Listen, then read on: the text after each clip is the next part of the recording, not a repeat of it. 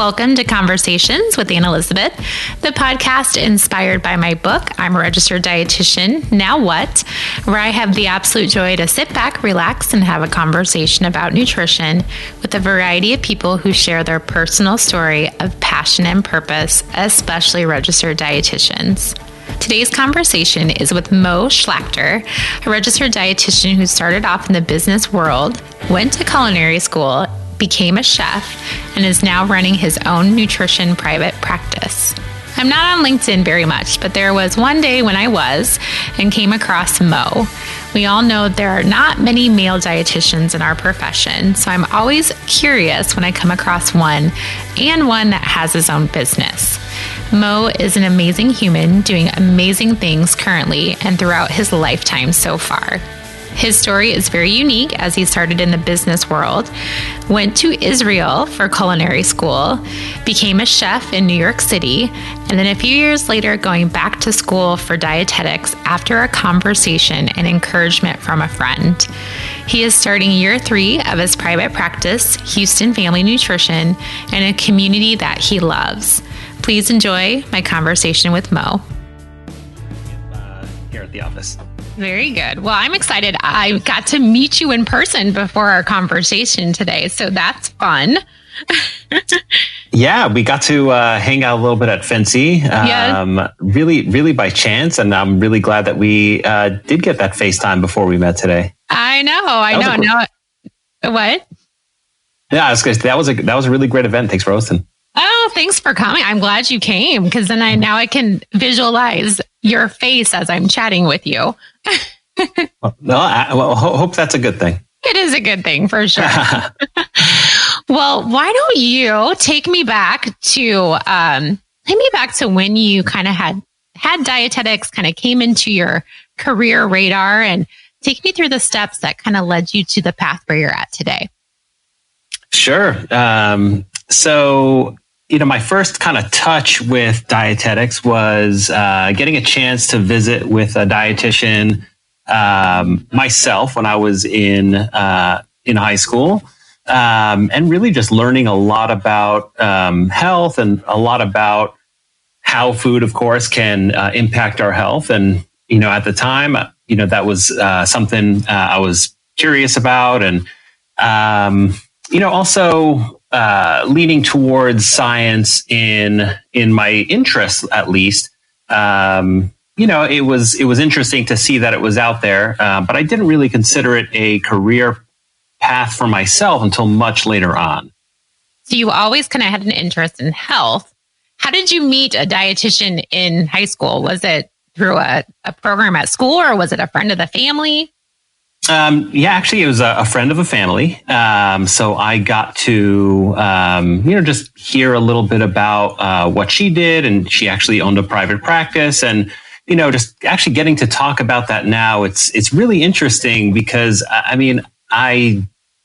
the time, it really was the furthest thing on my mind that I would, end up not only having a private practice of my own, but really enjoying having a private practice of my own, and just like making that my career mission or my life's work. So it really came a long way from there. At the time, it was really just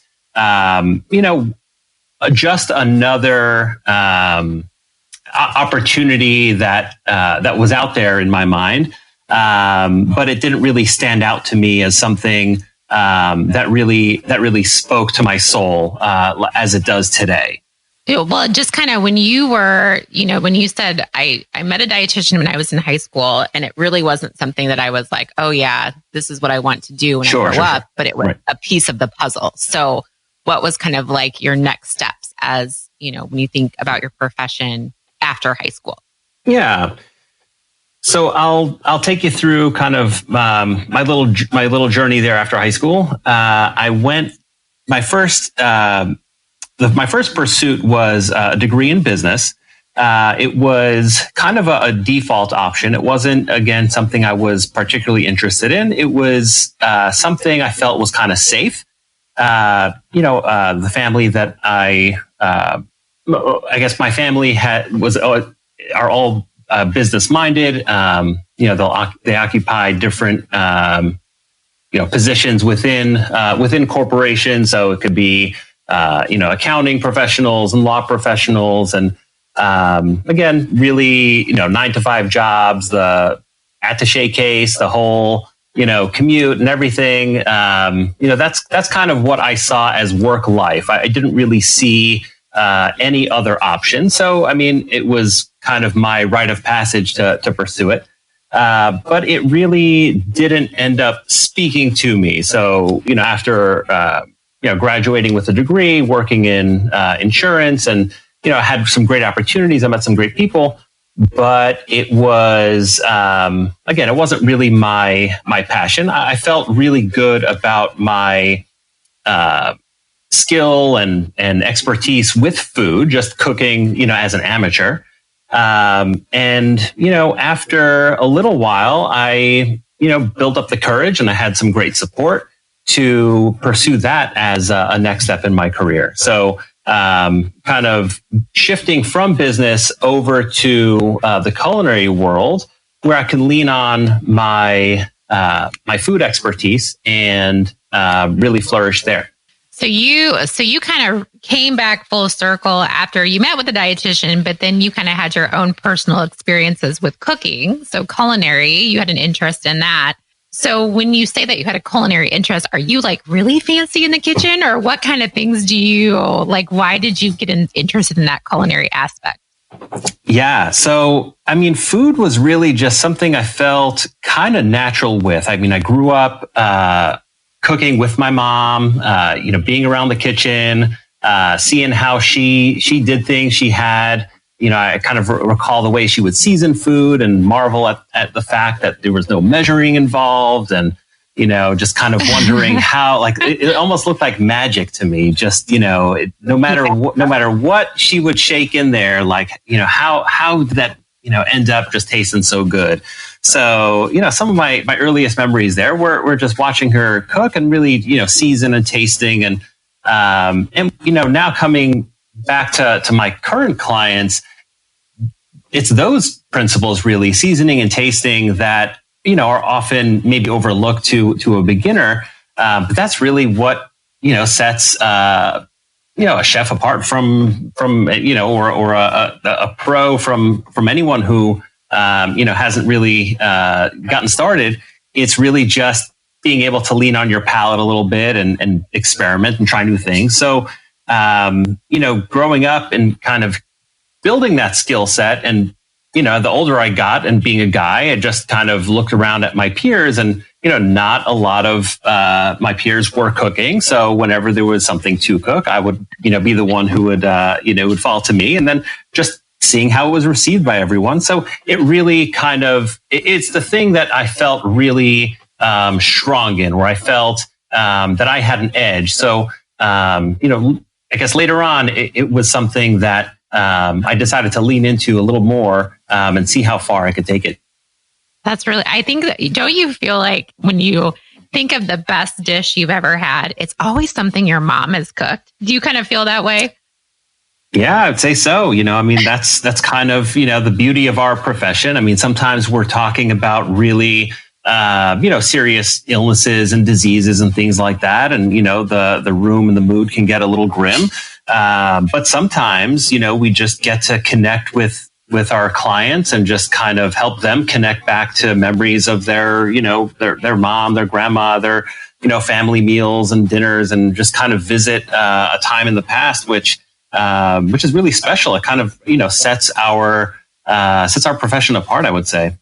I think so too, because I think those positive food memories and experiences kind of set the groundwork for their vision and how they view food as an adult, or, at home, or when they're cooking. Yeah, definitely so. And it'll show up a lot, in the counseling work that I'll do. Just kind of understanding, current challenges, or using history to understand current challenges, and, getting a feel for, what the vibe around food was for an individual growing up, where, they might present as being a self-identified picky eater, but then, going back and seeing, maybe meal times, or maybe there were, some hangups around, how food was presented even from a young age. So it's really interesting to see, of course, not only the memory aspect, but really just how, I guess lots of childhood experiences will shape, our outlook and attitudes as adults. For sure. And it's interesting that you say that you kind of tap into that with your own business and all the clients that you see. I never thought of that, of doing that more when I'm counseling patients, of like kind of maybe tapping into early life and food experiences.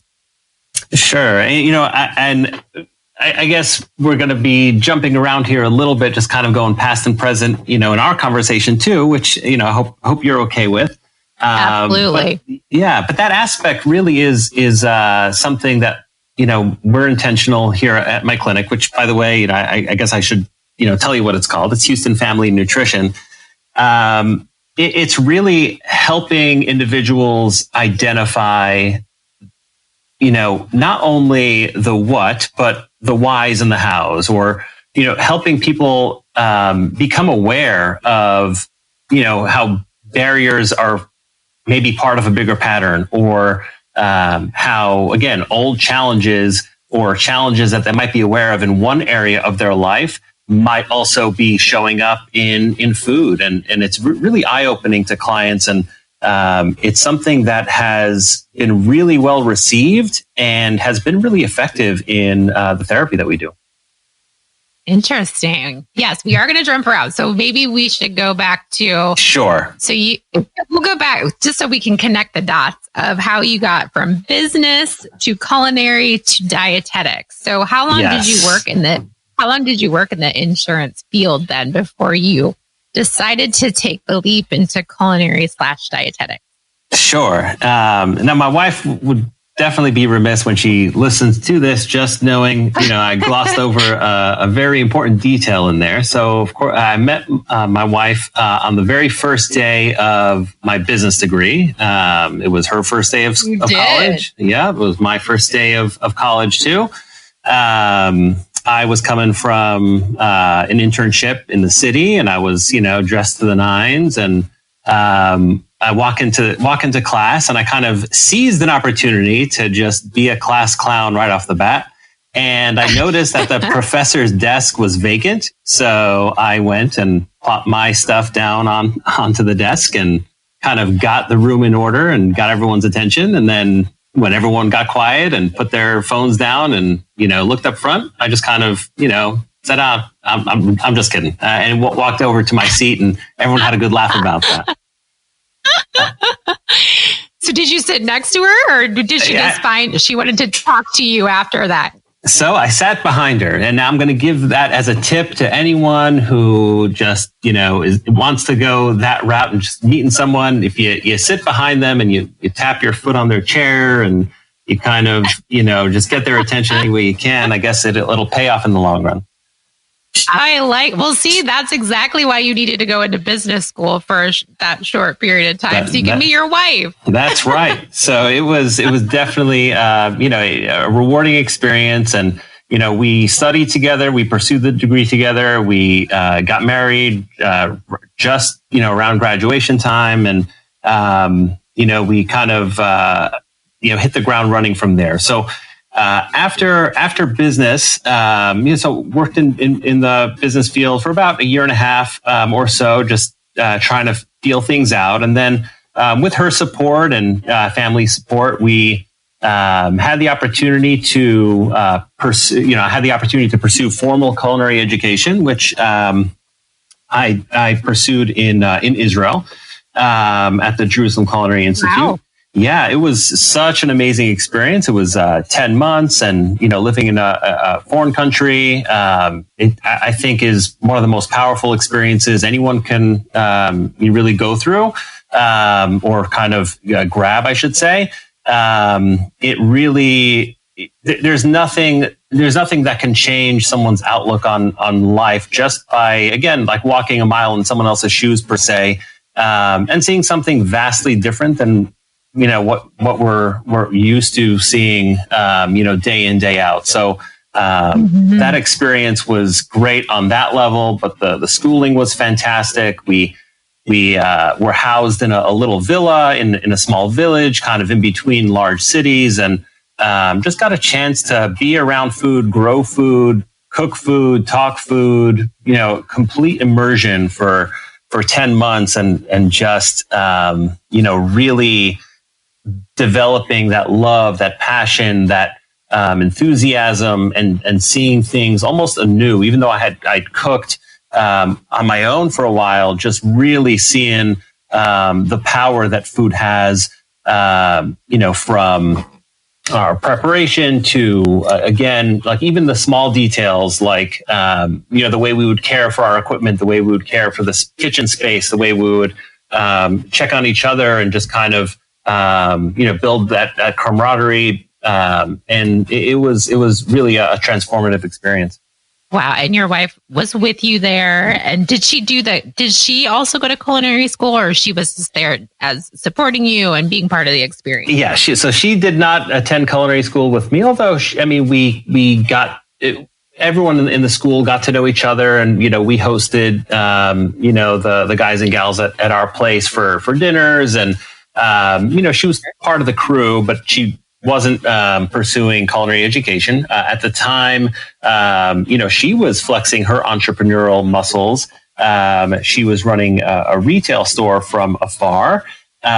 So she, she had her own thing going too. But it was a great shared experience. And again, one we'll never forget. And I think the lasting memory from all that is just getting a chance to, cook dinner and really take time with cooking, not like, dinner in 10 minutes, there's nothing wrong with that either. Yeah. But really just kind of devoting a lot of time and way too much time to it. And, choosing the right wine and, going on, out on like a rooftop that we had, at our place, and, just really surreal things that, I couldn't have imagined myself as a young person just getting to enjoy. And that was really something. Will you ever go back? Would you see yourself like going back and like? Well, I would say this. It was I will visit whenever I can, and it's definitely, spending a lot of time there, you kind of, you feel invested to a certain degree. But my aim, my focus, my intention, my business, my everything, where I'm raising my family. That's Houston. And, we just couldn't be prouder of Houston, at the city, and all the people that we've connected with. And, so Houston really is our here and forever, so to speak. Gotcha. Well, that's awesome. So after culinary school, what a great experience. Yes. I think that it's a very unique thing about you. What was the next steps? What did you envision doing with that education? Sure. So, I took the culinary education, went back to, came back, home, which at the time I was living in New York City, and to be a young chef, there are probably very few places on the planet, better than New York City to practice. So that was an amazing experience in itself. Cooking in different restaurants, in the city, just serving. Hundreds and hundreds of people, the high pressure, the adrenaline, the chaos, it's like every day it felt like you were, kind of playing Game 7 of the World Series, just really, really intense. And, in the food world, I guess, or maybe in every industry, everyone likes to take themselves seriously. So, looking back on it now, a potato that wasn't peeled quite right, was a crisis, back at the time. But it's when you're in it. There's really a lot that you can. I guess I was able to learn from that experience, and just at the end of the day, nothing else matters except for, the food that you're able to put on the plate to, enhance that individual or that couple's experience. And, there was something really special about being involved in, we talked earlier about, we talked about food being part of, some special memories. So thinking of touching that or being a part of that in some small way was really exciting and really rewarding. So, after culinary school, having the opportunity to cook in different restaurants and catering establishments in New York City was really, really amazing and rewarding. And then at the same time, I guess at the same time, looking for some stability, looking for, something with, I guess, where you're not working during all those special occasions or holidays that, everyone else is enjoying, taking a look and seeing, okay, how can I leverage my food experience, my passion, and my expertise in a way that felt a little bit more secure, a little bit more stable, a little bit less chaotic, which, from building a young family at the time, was really important to me. So that's kind of where the transition occurred. So how long did chefing is hard. I mean, I feel like the hours for being a chef, like you said, with holidays and mostly working evenings. And I mean, that takes a toll on you after a while, just it really does. And, there's a lot of physical energy that goes into it, a lot of, again, mental energy as well. And of course the hours, if we're, a restaurant that's serving dinner, we're going to be there till the last person leaves. So that means, we're not going to be out of there until, 1, 2 a.m. And, in New York City, transit could be, unpredictable and, closures and snow and, some things can really, get you, back home not before 2:30 or so, and you got to turn it around and get out there the next day too. So it definitely was taxing. More than anything, it was seeking something again with a little bit more stability, a little bit more predictability. There was a lot. It was really a hard decision to leave that behind because there's nothing quite like the thrill and adrenaline of a dinner service as a line cook or as a sous chef, just kind of bringing your team up on through challenging situations. It's very here and now. It's very instant reward on your hard work. So it was difficult to kind of leave that behind. You kind of sound like you're an adrenaline junkie, just a little bit, Mo. Well, yeah, you know what? I don't know if that would be like the first tattoo I ever get, but in that way, I would say yes. Yeah. I would say that particular type of adrenaline was really great. And so from I guess leaving the chef world. So even at that time, I didn't really know that I was going to be a dietitian. I knew I was going to go do something else. And I didn't know if it was going to try to open my own restaurant or do something more business focused or open a food line. And in an amazing 3-year little journey, started when, I was just playing softball with some friends and, someone who I knew really well, we got to play together. He told me that he was going, to school to be a dietitian.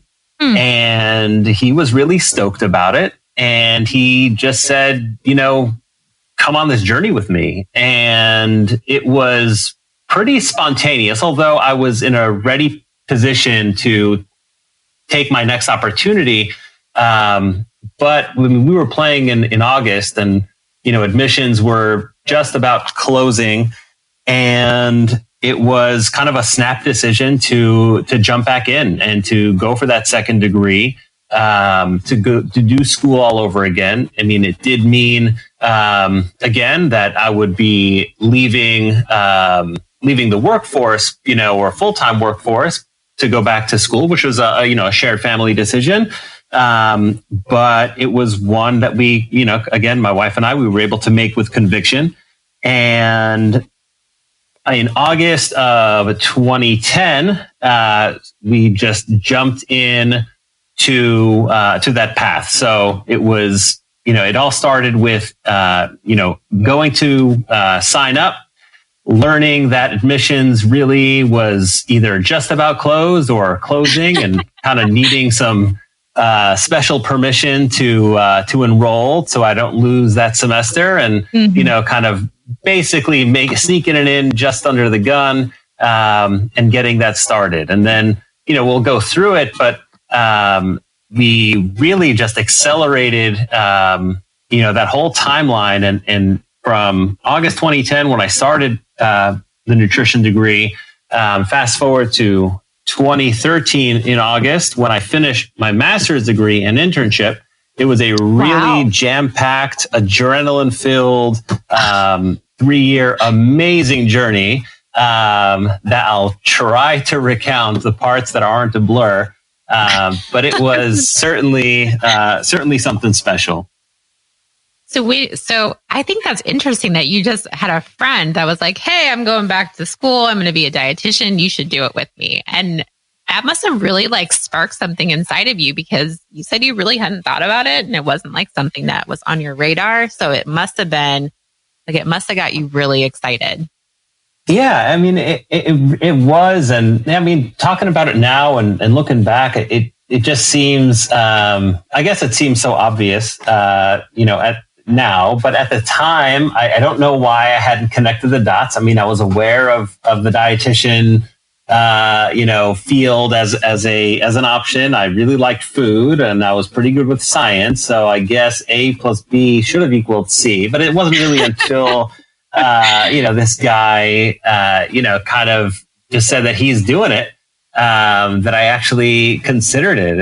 And I'm really glad that he did. And it was, again, really good timing. And as the way things work with internship matching and, the timing of it all really has to go so well. And, going back to school, it was an investment in itself, just from the, decline in taking a paycheck for a little while.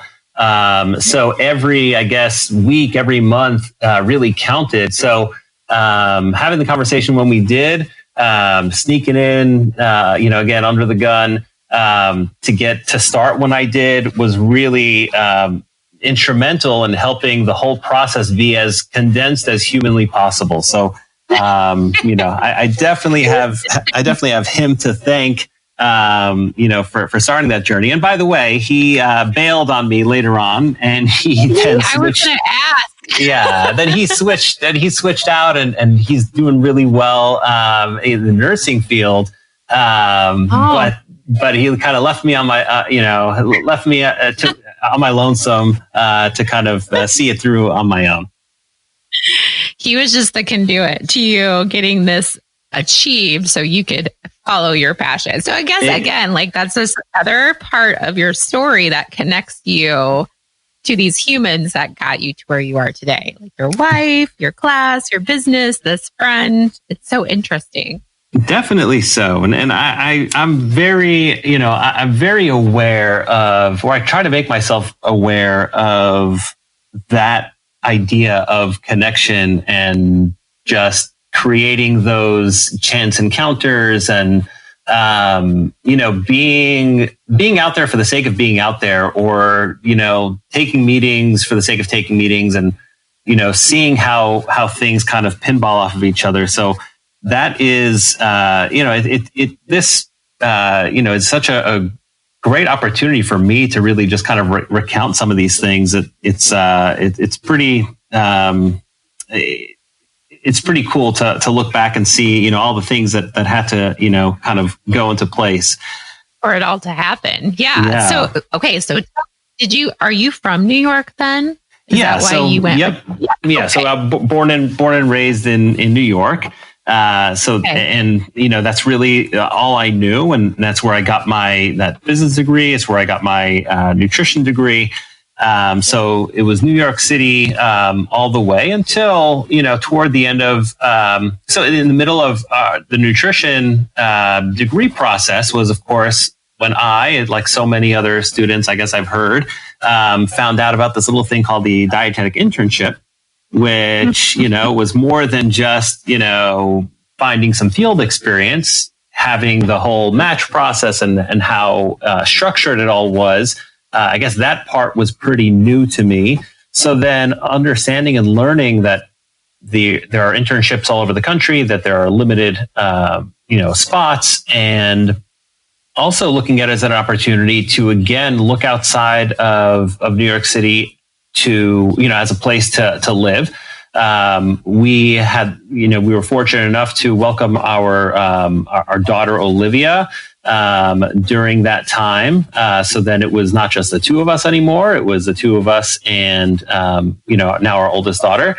And, looking at raising her and looking at opportunities around the country and seeing what really spoke to us. And then having that conversation be rolled in with the dietetic internship application process really just kind of structured our timeline, structured our, I guess, location possibilities.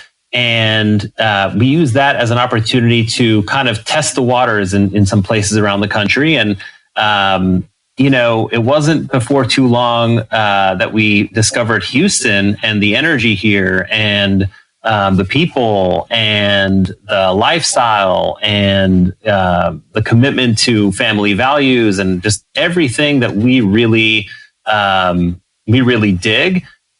That's what, we knew that Houston was going to be the place that we wanted to kind of, make our next move to. The only question was, would we be able to match into the internship to make that happen? And fortunately enough, we did. I was able to secure a spot at the Houston VA and got my dietetics career rolling from there. Oh, wow. That's awesome. Did you just kind of, when you were picking out a place, did you just kind of travel to different places as a married couple to kind of feel the vibe of where you wanted to live? Or how did you determine where you wanted to go? Yeah, so we did that. We, at the time we had I have a friend, actually a close friend. We live only just a couple of blocks from each other. They were in a similar situation, just, a young couple like us looking around the country for opportunities. So we kind of, leaned on each other for, gathering information, and we took a pilot trip, to Houston and just had ourselves, one amazing, weekend. And again, just met so many, fantastic people who were so welcoming and, so supportive. So we did a mixture of that kind of pilot trips, and then going to some emerging community fairs and different events where different communities might show up and just kind of draw people down for different reasons. It could be for certain industries or just trying to get a feel for the local vibe of some of the places that we were looking at. I think that's a great idea. And I think as dietitians, at any point in your career, if you start to feel stagnant, I think that's a great idea to go pick some places you want to visit and see if you want to just relocate and start a little bit fresh. Definitely. And, being a dietitian, it's kind of like you're in the club a little bit, and there's always going to be, you can always lean on a fellow RD or RDN to, to, I guess, welcome you or, you already start speaking a common language and, you get a feel for the job market and again, some of the local, the local flavor on places. And, I definitely am a big advocate for, getting involved in your local dietetic organizations, but also in national DPGs, just to be able to connect with people all across the country and, keep your finger on the pulse of all these other communities and just kind of looking out there and I think the biggest shame would just be for someone to kind of go without ever looking outside of their little area that they know and I guess are used to. I think living somewhere else or spending time in other places, jumping into a place with both feet and just really taking that experience for itself really, I think can do a lot of good. And it's obviously worked out well for you that you don't plan on leaving. You love Houston. And so you did your internship at the VA in Houston, which that had to be an amazing experience being there. Definitely. So the Houston VA and the VAs in general, of course, they're teaching focused. And of course, as an intern, the stipend doesn't hurt either. In general, Houston as a city with cost of living wise, it's very, very economical. Texas is, very liberty leaning and there's no, state income tax. Taxes in general are, I guess, frowned upon and there's, a lot of, it's a lot of business opportunity, a lot of, economic growth, and Houston in particular, just, since we've been here, it almost feels like it doubles in size. At least during rush hour, it feels like it doubles in size. Bet. Yeah.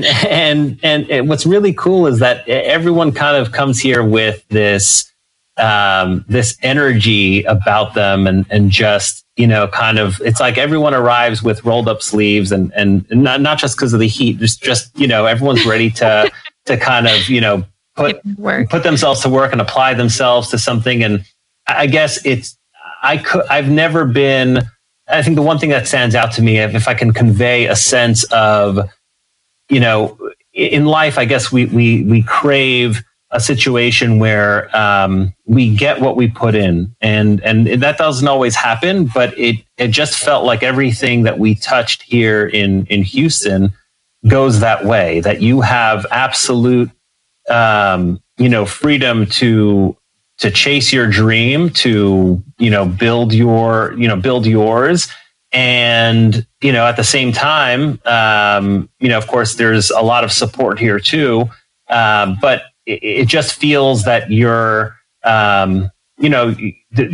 work is your own, and you can, you can really have the freedom and space and support from, a very, open-minded, community and market, to be received in. So everything that we've done has just been met with, a lot of support and a lot of, enthusiasm. Which has been probably the biggest encouraging factor of you opening your own practice, because that's hard if you don't have a good community that's going to support a private practice that you're trying to grow and build. You are so right. I mean, that is, I couldn't have asked for a better reception, a more energized reception than I've gotten, in opening this clinic. It took, of course, it didn't happen right out of school. But, here and now that we're open and we've just passed, our second anniversary, of the clinic opening. So that we're now working on year 3. Congrats. Yeah, thank you. It's just been, it's been so great in knowing that we have that support, and people really are just ready. And that's also the other side of it too. I think, for a long time, the dietitian being viewed as, say, the food police, I think that's going away now. And I think people are, maybe it's what we've done as professionals to, clean up some outdated practices, or, just in general, the way people are focusing more on their health. I think people really are ready to engage, and that's super encouraging. That's awesome. And I think it's interesting, like you said, that the food police. I love that you're noticing that's going away and that people are wanting to be more responsible for their own health and not just letting it up to a doctor to prescribe medication and actually seeking out a dietitian and helping their health with nutrition. Definitely so. And we'll do, customer feedback surveys and, get a sense for what, customers value about our approach or what customers are looking for. And, pretty much across the board, it is that, that idea of individualized support, of giving people kind of permission to meet a desirable clinical outcome, but through means that, they're ready to take on and in stages. And I think just helping people, understand their options a little bit more helps. And just really being with them in the moment really helps. And just helping them feel, before anything else, helping them feel normal, helping them feel comforted and helping them feel relaxed around, food, which has gotten so complex and confusing and, just full of angst for a lot of folks.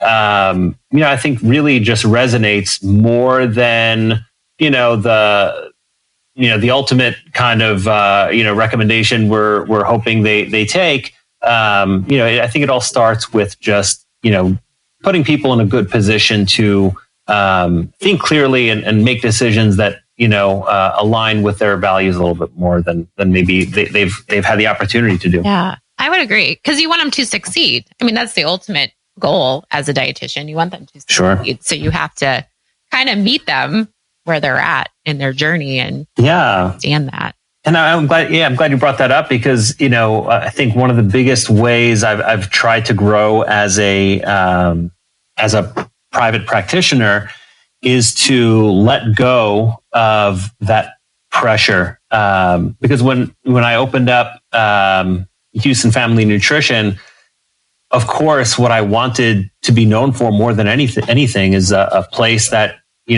people can go to get the results that they want to get, to be effective, to, have people follow through, to show impact. And I mean, of course, that's what any, business owner would want is that, ultimate satisfaction. But, I found that the best way to achieve that, it wasn't necessarily feeling that pressure and transferring that pressure onto clients, and trying to win at all costs, so to speak. It was really letting go. That's been a whole lot more effective for us, in just trusting the process, trusting the evidence, trusting the research, trusting, that, being a human connection first really does matter. That helps, us as a team not kind of hit the panic button when, say it might appear that a client is maybe not progressing or a client is kind of reverting. Just really staying true to the human connection side has really helped kind of keep, our practice free from that, that pressure, which really doesn't help anybody. Did you start out that way? How is that? Has it kind of transformed since you opened up, almost, going on year 3, looking back at year 1? Has that kind of transitioned a little bit more for you, or when you first opened? Yeah, so it definitely has been a transition. When we first opened, I mean, that's what I came up against. I mean, I found myself, feeling that pressure, and then maybe carrying more of a load than was sustainable. It might have shown up in subtle communications that I wasn't intending, where I might have been coming off as putting pressure on clients. Again, these are things that I perceive or things that I was trying to work through. But what's been really influential has been, approaching some really fantastic people that I get to work with. And I'll just back up a second and say that, I built my practice within a counseling center, a place where there's a lot of mental health therapy that goes on. And the opportunity I get from that is to really just walk shoulder to shoulder with some amazing therapists and, counselors, and there's some psychiatrists here too. Just folks who really spend a lot more of their time, kind of helping people with their experience as a human. And that experience has, been eye-opening in itself, but then getting a chance to approach some of these people and, just kind of take them on as mentors has really helped me understand how I'm showing up, as a provider, and kind of check some of those things, like maybe some of the pressure that I'm feeling, and how that can then come off and get in the way of what ultimately I want to happen. So it definitely has been an evolution, but an evolution that has, it was born from deliberate effort to develop as a provider. That's so. Did the opportunity arise for opening your practice in that situation, or is that something that you kind of sought out as a practitioner to have that be part of your programming? It's a little bit of both. Okay. And it's really, it is both. It's affirmatively both. So I would have done, I would have done it intentionally. And it also happened to be the best thing, for me at the time. So I'll tell you a little, go back a little bit, and I guess I keep jumping back and forth in time here, which is great. I mean, I think, everyone wants to build a time machine. So I guess I get to do it here on a podcast with you. And I think you've been a great driver, and this is awesome. So after internship, I got to work for the VA for 5 years. And, as a staff clinician, and at the VA, like a lot of public institutions, there's, a lot, there's a premium put on individuals who are going to show up for patients. I think systems wise, there are challenges, but at the individual level, I think strong individuals can feel really good about the care that they can provide, knowing that the folks that they're seeing really need it most. And that's going to be across really every public institution that's out there. And the VA in Houston serves quite a lot of people. And the dietitian staffing, is of course strong. I mean, the staff there is amazing, and great preceptors, and, good structure within the department. But then when you look at how many people we served and how many bodies we had to make that happen, it just puts a lot of emphasis on, us as individuals to step up to the plate in a lot of situations and kind of cover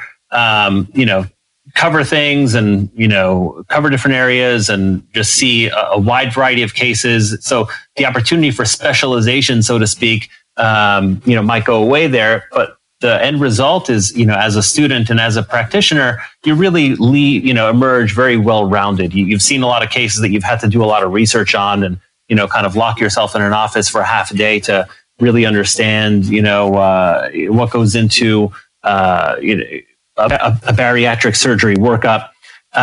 So, different things like that. So I forgot the question. Well, just when you were thinking about starting your practice, did you did you look for that mental health component? Yes. So I would say, yes, there are two significant events that kind of, have occurred at the time. For one, I guess my ability to step out and dare to open my own practice and to take that risk, and to do it from a place of kindness to myself, really was born out of, strong work that, I've had an opportunity to do, kind of in my own therapy. And understanding that in practice, as a clinician, especially in the outpatient setting, really understanding the impact that evidence-based counseling techniques has on changing lives, but then also seeing how big a component mental health care plays in just again every aspect of our life. It was really important to me, and it was very important to me to infuse that into my practice. So from that standpoint alone, I knew I needed to be in a place where I can incorporate that element, or at least offer that, immediately to my clients as, kind of an augment to therapy that we were doing.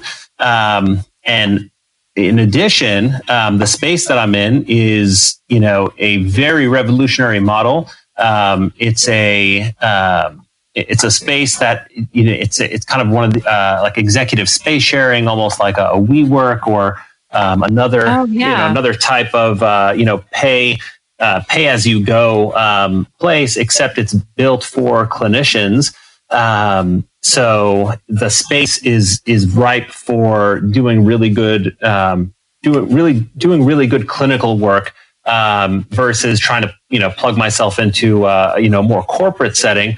And there's reception available. So starting off, on my own, that meant not having to furnish an office. That meant not having to, hire right away. That meant, getting up and running with a electronic medical record, and all those things really, really paid off. The space itself is pristine, and it's, I could choose no better place to see clients in. And then on top of that, being immersed in basically a life improvement setting. Who can ask for more? Right. That sounds so perfect. And I think it's interesting that you chose, like a lot of people do private practice, they do virtual. And I think it's interesting that you actually see people in person. There's not a lot of people like you doing that. So did you ever contemplate either or was it always you wanted to see people in person? Yeah, I think, so we do actually incorporate virtual counseling into our practice. The way we have it here is really to kind of enhance our access to in-person clients, although we've seen distance-only clients. I think I'm still getting a feel for the differences or the nuances between digital counseling or telecounseling and in-person counseling.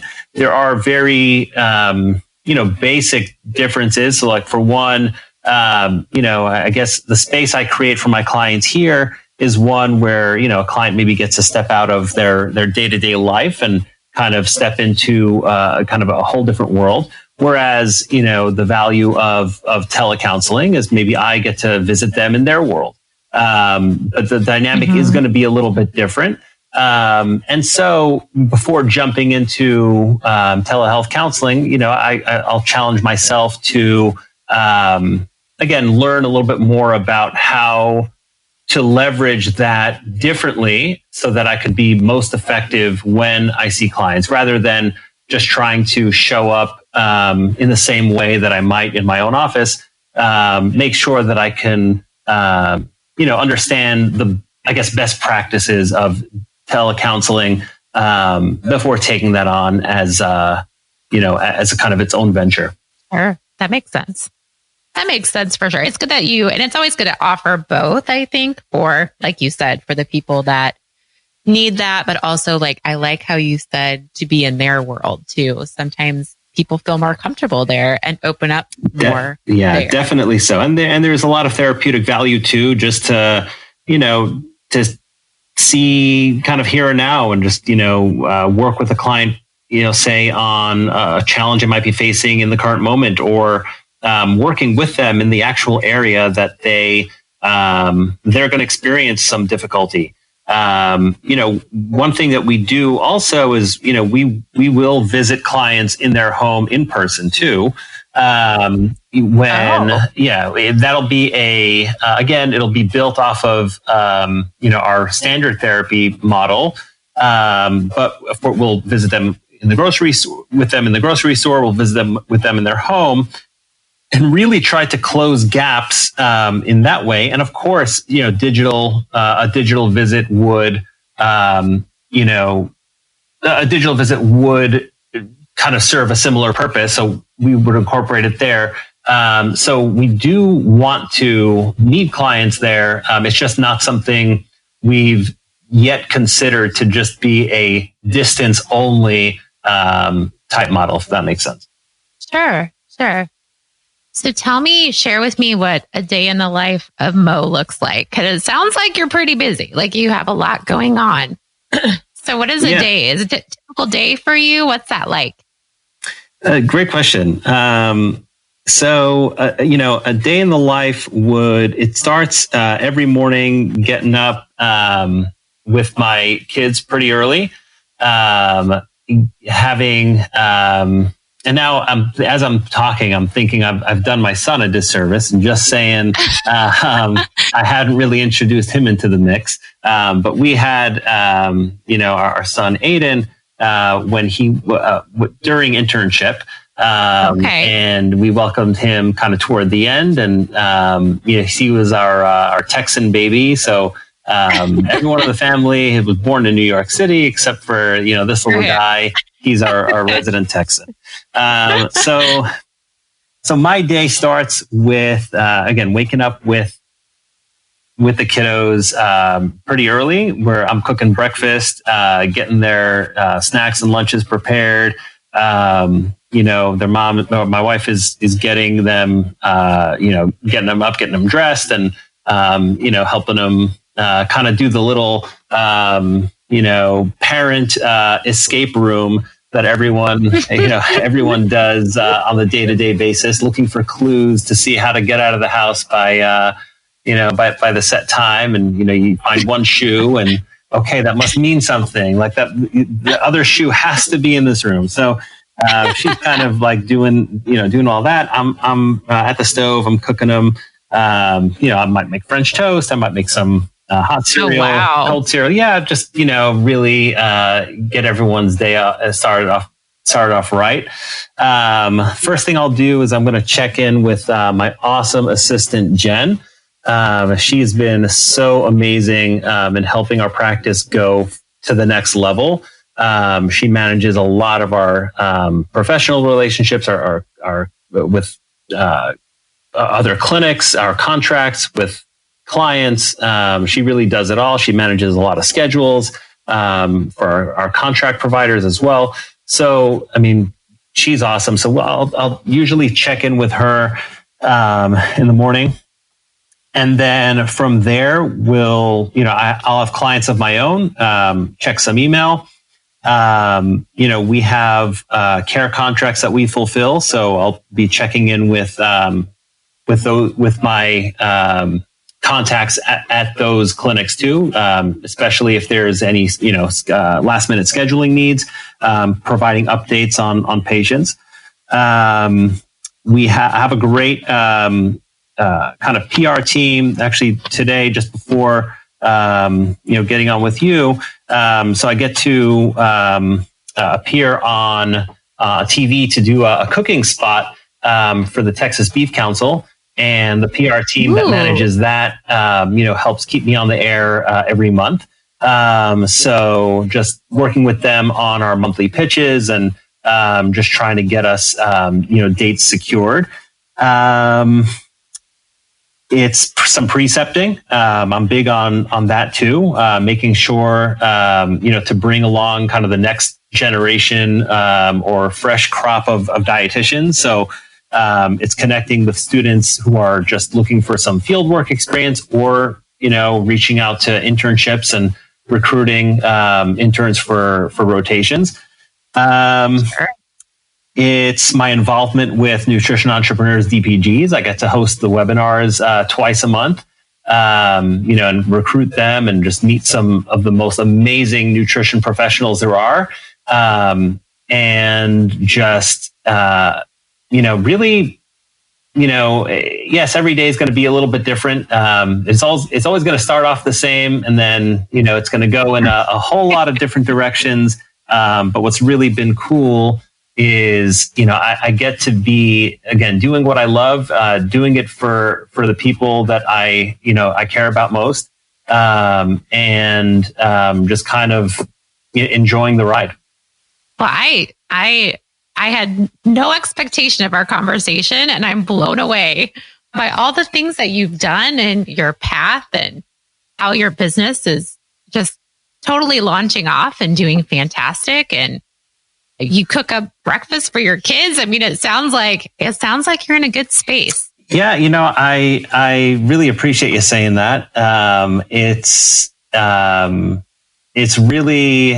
It's really nice to, of course, to hear that, and to again get a chance to visit that from this perspective too. And I guess we kind of do, and maybe don't always get a chance to really think about it twice. And getting this opportunity has been, is really amazing just to reflect on some of this stuff, because I'm just really grateful for, again, to my clients, to my team, to you who are helping me get my message out, to all the media outlets that have, helped me, from, TV to the radio things that I've had a chance to do. And, to, again, the folks at Nutrition Entrepreneurs, to my mentors, to my preceptors, of course, family, my kids. And I mean, it is, I think you hit it on the head. I do feel like I'm in a great space. I think you need to send me, I want some links to your segments, because I love to see those and share the show notes too, at least a couple of them, if you have any. Yeah, I'd love to send them out for sure. Definitely. Thank you. Well, I feel like we could have like a part 2 at some point in the future and kind of revisit and see where you're at in a couple. Challenge I think accepted. that would be great. And if I actually have friends and family in Houston, so if I'm ever down that way, I will look you up. I will definitely show you around town. I'll show you, I guess, all the great taco spots, all the great barbecue spots, whatever you're into, all of it. All of it. I want to be your kind of key to the city here, and show you all the good stuff. Well, that's awesome. I'm going to take you. I think my mom and I are planning a future visit, so I will keep you in the loop on that for sure. All right. I'm looking forward to it. All right. I have a few more questions for you. We answered so many good, hard ones. Sure. You do have to share with me some foods that you enjoy.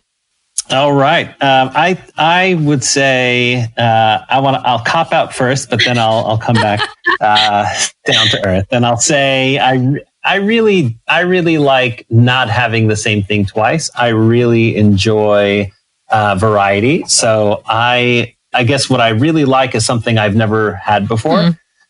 So whenever I can find that, that's what I'm going to go for.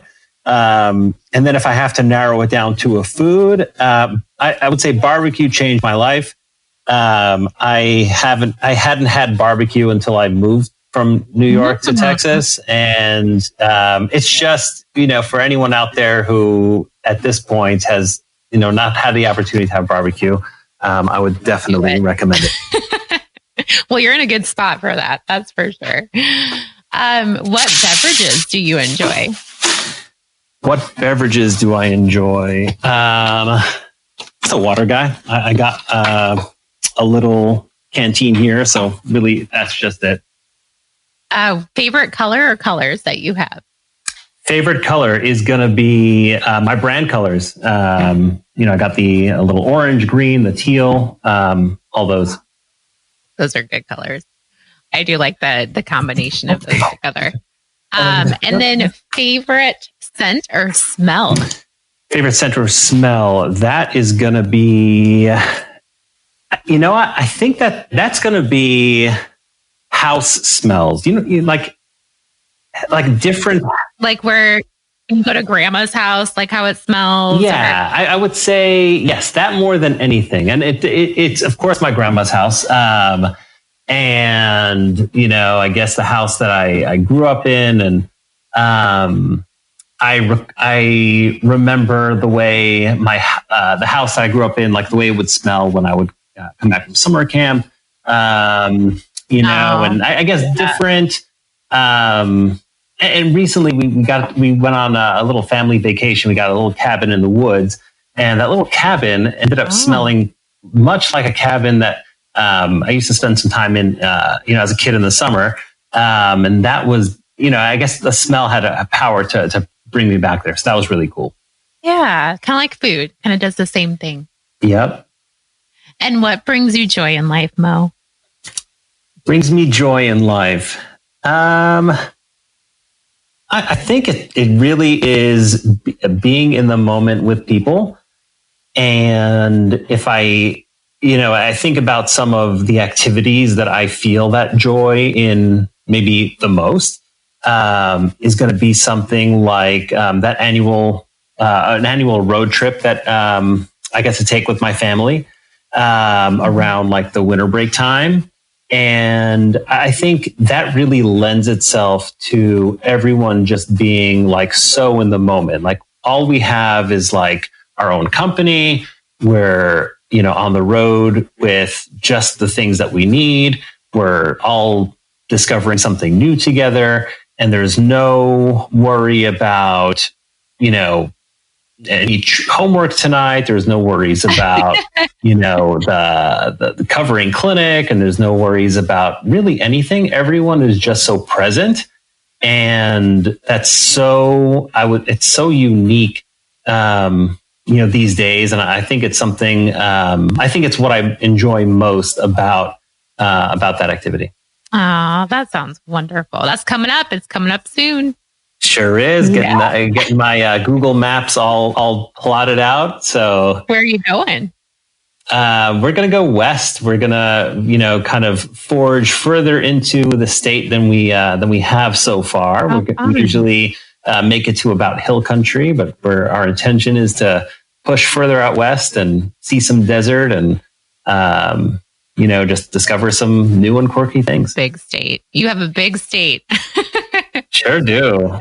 Well, thank you so much. I'm so glad we had this opportunity to talk today, and I do look forward to part 2.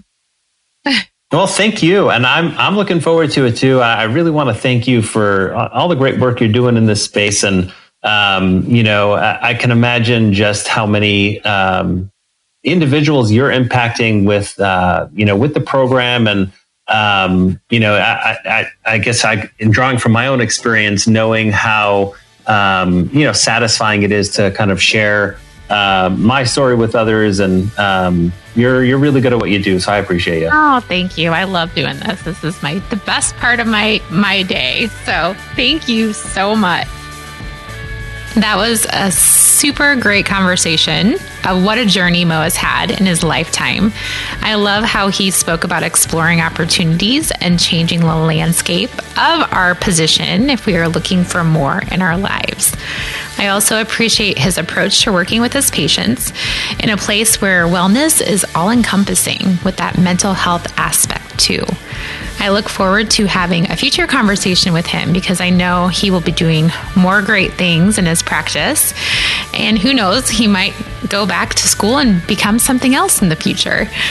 Make sure to connect with Mo with his information linked in the show notes, and he does a phenomenal job in his media segments, which I linked in there as well. My website, Anne Elizabeth RD, is where you can read my latest Embrace the Hell Yeah blog post, as well as all my previous podcast show notes and links to things we talked about during all my conversations with these nutrition experts.